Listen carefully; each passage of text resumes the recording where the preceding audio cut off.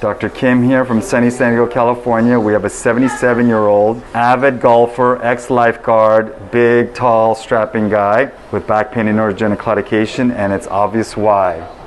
He's got an L4-5 spondylolisthesis. See how the bones are not lined up? And if you look at the spinal canal, that's L3-4, the level above. That's how big the canal is. But look how narrow it is at 4-5. Plus there's fluid in the facet joints. And when he lays down before the MRI and relaxes, it slides back more.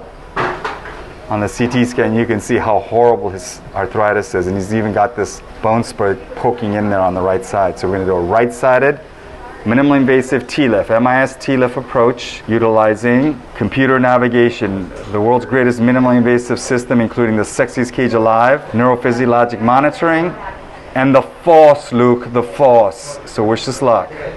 We got to get him back on the golf course.